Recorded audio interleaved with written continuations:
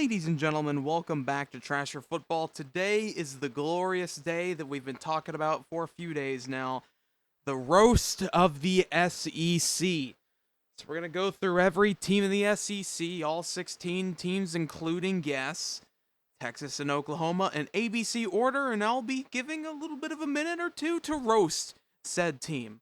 Yes, I will even be roasting my Florida Gators, but without further ado, let's get into it. The University of Alabama Crimson Tide. Hey Alabama, gonna start off here big with the Crimson Tide though. You remember when your head coach left because he no longer had hope in your team? Yeah, Nick Saban, you remember him? Wouldn't be surprised if you didn't. You haven't won a national championship without a huge asterisk beside it since 2017. That's the 2020 COVID season for all of you crying Bama fans in the comments. The majority of your big games come down to the wire, and with the final plays, it's over in 10 seconds, which is something your wives seem to know, Alabama. The kick six, punt Bama punt, LSU's last second field goal in 2011. Also, keep in mind the head coaches that beat your king Saban the most was a creepy Les Miles and a washed Gus Malzahn. You always hold your glorious king Nick Saban to the same lengths as Bear Bryant, but Bear Bryant, did he ever lose to UL freaking Monroe? The Arkansas Razorbacks. Have you guys ever done anything nationally relevant? You guys hated Bobby Petrino, especially after him having an affair and a motorcycle accident, yet you guys are welcoming him back into your open arms like your weird uncle who just served his 13-year prison sentence that nobody will tell you what he did? You had 17 chances to beat Nick Saban while he was the head coach at Alabama, and you couldn't. Your team's Woo Pig Suey chant sounds like the back of a celebration in the short bus. And the only player that you guys are known for is better known for his time in the NFL. And don't forget your quarterback, Taylon Green, is just Boise State's sloppy seconds. Auburn Tigers. A lot of you guys try to forget about famous Jameis whooping your ass in the last BCS National Championship. Your 2010 team was the last time you guys were nationally relevant. And you only had Cam Newton for one season. Your 2013 season was by far your most overrated team, and you shockingly skimmed by multiple teams on that schedule.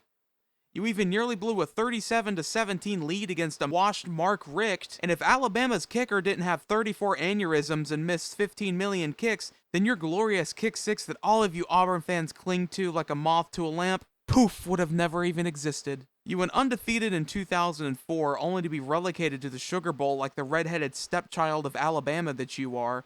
And you also went undefeated in 1993, but you were under probation, like your former quarterback, the Florida Gators. Now, I do have to clarify that I am a Florida Gators fan, but that doesn't excuse me from roasting them. It must be done.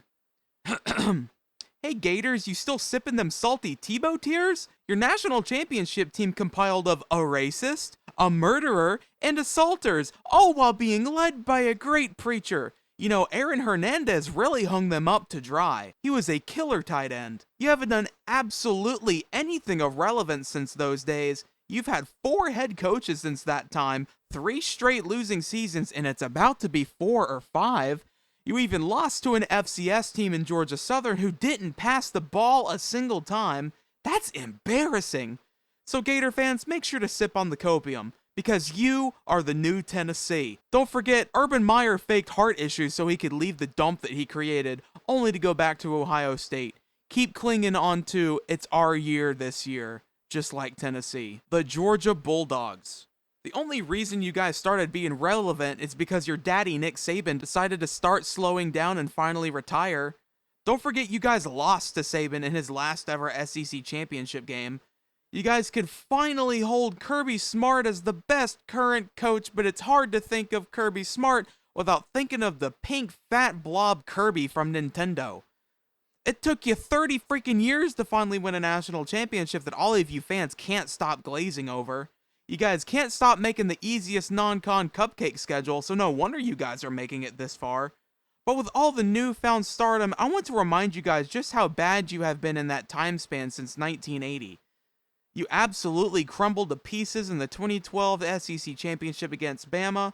You lost to Butch freaking Jones at home in front of 92,000 people against Tennessee in 2016. Also, Jawan Jennings says hi. And don't forget, most importantly, Nick Saban has been, still is, and always will be your daddy. The Kentucky Wildcats. How are you even in the SEC for football? You would have been better off leaving for the American Conference. The only reason you are in the SEC is because of your basketball team, and your head coach left that team for Arkansas. You guys haven't won 11 games in a season since 1950, and that was when Bear Bryant was your coach, who left your asses in the dirt after he went 5-5 to leave for Alabama. Don't forget that one time you choked a fourth quarter lead against a Nick Saban LSU team only for the Bluegrass Miracle to happen. If you don't remember it, Google it. LSU Tigers. Since we're on the train of coaches leaving teams, Nick Saban left you to go to the NFL where he failed only to take the Alabama job in a shocker that created the best dynasty ever. I could make so many Brian Kelly jokes, but the jokes write themselves, especially after that fake Southern accent that he created. The last 3 of 4 head coaches have all left in super dramatic fashion. How do you even have a losing record to your former head coach, Nick Saban? But Tigers fans, make sure you keep holding on to that 2019 season because you're not getting it again as long as the Burger King, wrong BK, as long as Brian Kelly is still your head coach. The Mississippi State Bulldogs. The last time you guys won a conference championship was the year Pearl Harbor was attacked. You only have a winning record against 2 SEC teams, one of them being Vanderbilt, so does that even count? You're 18-87-3 against Alabama and haven't won more than 10 games in a season ever. The only coach you've ever been able to bring you into relevancy left for a big payday for Florida, specifically after telling y'all he wouldn't leave. Then came into your house and beat you. Plus everyone thinks that your cowbell thing is corny. It's annoying. It's not cool. You should stop. The Missouri Tigers. Hey Missouri, how does it feel being the one team that literally everybody in the entire conference did not want you to join? Rivals or not, every SEC team thinks you're the weird smelly kid from down the road that your mom always tells you to play with. You were the bottom of the Big 12 and you thought moving over to the SEC would help, but you haven't done anything of relevancy since 2015 except for this past season, where you lost twice in a row in the SEC championship. I honest to God wish you guys would just go back and be irrelevant somewhere else like the Big 12, where you belong. The Oklahoma Sooners. You guys are so boring that your biggest hate symbol towards your least favorite team is literally their hand thing. Just flip upside down. You guys say that the river runs red in the Red River rivalry because of you Sooners, but it turns out Texas actually owns you guys in every sense of the form. Also, you guys ran away better from the Big 12 than a drunk Baker Mayfield tried to run away from the cops in 2017. You ran to the bigger conference only to hide behind your big brother Texas. The last time you've been to a national championship was when Tim Tebow was still playing for Florida, and he whooped your ass in that game too. The best quarterback you have since then you stole from Alabama, and Lincoln Riley sucked so bad, he took your quarterback, left, and won him a Heisman Trophy at another school. The Ole Miss Rebels. Ole Miss, what to do with you?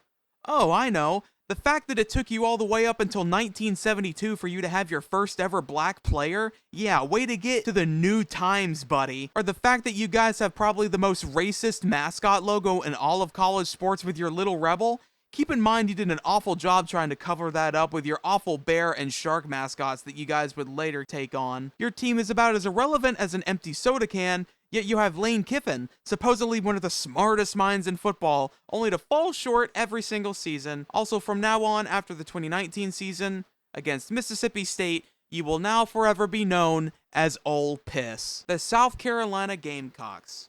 You know, I still find it really funny, as does the rest of irresponsible college football fans find the name Gamecocks the actual most silliest mascot in all of college football. And speaking of cocks, how did Spencer Rattler work out for you?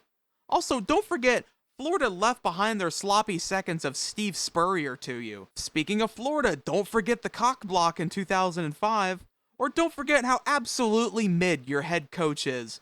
But you already knew that about Shane Beamer, didn't you? Tennessee Volunteers. Wow, Tennessee.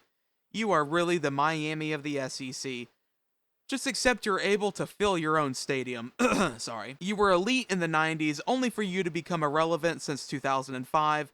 Peyton Manning never won a single Heisman Trophy in his time at Tennessee, which is still funny. I still can't believe you guys made the Jeremy Pruitt hire, who somehow made your prior coach, Butch Jones, look like the second coming of Christ. Your current head coach is going to be known as the Milli Vanilli of SEC because he's a one-hit wonder, and you can bank on that like it's a McDonald's bag full of money being handed to your players. The Texas Longhorns. For this one right here, let me hand it off to my good friend, the Texas fan, Sean Customs. Sean, take it over. Texas, first off, how is Mac Brown even your coach? Then Charlie Strong ended up being Charlie Weak. You guys are the epitome of we're back, looking like washed Cam Newton in his Panthers return. You guys have lost to Kansas twice since 2016. Kansas! Also, please do keep in mind, you have the most absolutely sensitive fan base in all of college football. Wah, wah, the opponent did one hand signal sign upside down. Wah, wah, shut up. You keep crying enough to complain to the Big 12 to make it a flag, but the SEC ain't pulling that stick. Texas A&M, 1939. That's really all I have to say, but call me Billy Mays because wait, there's more. Jimbo Fisher ended up being one of the worst coaching hires cash-wise, as you're going to be paying off that buyout till the end of time. Kevin Sumlin was good for a while, but let's be honest, he was really carried by Johnny Football. Your university might make the most money, but that hasn't correlated to any success, except for a #1 recruiting class that fell apart faster than your seasons after every midseason loss against Alabama. Vanderbilt Commodores. Vanderbilt. It's really going to be hard to roast you guys since we never expect anything from you. You keep the conference's GPA up, but man oh man is your football program awful. I've never heard in my life so many fans ask for one team to be forced out by the conference due to their awful performance. How does it feel that every team sees you on their schedule as an easy win?